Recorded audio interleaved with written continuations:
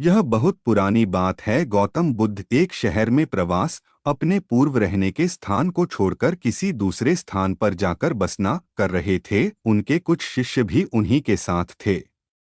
एक दिन शिष्य शहर में घूमने निकल गए, लेकिन उस शहर के लोगों ने उनके शिष्यों को बहुत बुरा भला कहा। शिष्यों को ये सब सहन नहीं हुआ और वो सब वापस लौट आए।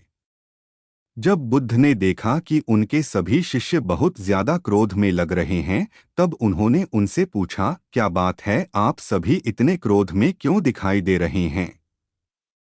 फिर उनमें से एक शिष्य ने क्रोधित होकर बोला, भगवान, हमें यहाँ से तुरंत प्रस्थान करना चाहिए।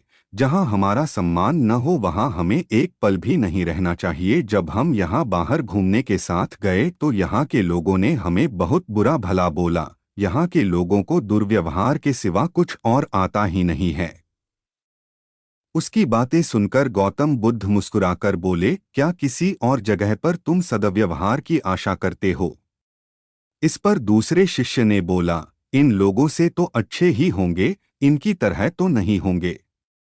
फिर गौतम बुद्ध बोले, किसी भी जगह को सिर्फ इसलिए छोड़ देना गलत होगा कि वहाँ के लोग दुर्व्यवहार करते हैं। हम सभी तो संत हैं, हमें कुछ ऐसा करना चाहिए कि जिस स्थान पर भी हम जाएं, उस स्थान को हम तब तक नहीं छोड़े जब तक वहाँ के लोगों को सुधार ना दें। हम जिस भी जगह पर जाएं, वहाँ के लोगों का कुछ भला करके ही वापस लौटें। हमारे अच्छे व्यवहार के साथ वो लोग कब तक हमसे बुरा व्यवहार करते रहेंगे? एक ना एक दिन उन्हें यह एहसास हो जाएगा कि हमें ऐसा व्यवहार नहीं करना चाहिए। आखिर में उन्हें सुधरना ही होगा। वास्तविकता में संतों का कार्य तो ऐसे लोगों को सुधारना ही होता है। सही चुनौती वो होती है जब हम विपरीत परिस्थितियों में खुद को साबित कर सकें। ये सारी बातें सुनकर बुद्ध के प्रिय शिष्य आनंद ने प्रश्न किया, उत्तम व्यक्ति किसे कहते हैं?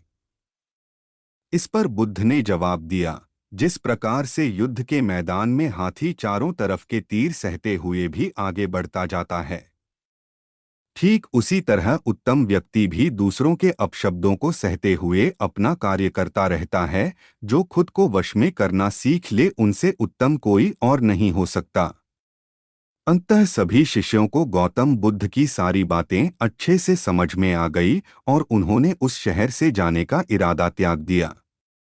दोस्तों, अगर आपको यह जानकारी अच्छी लगी हो तो लाइक शेयर करें और सब्सक्राइब करें। धन्यवाद।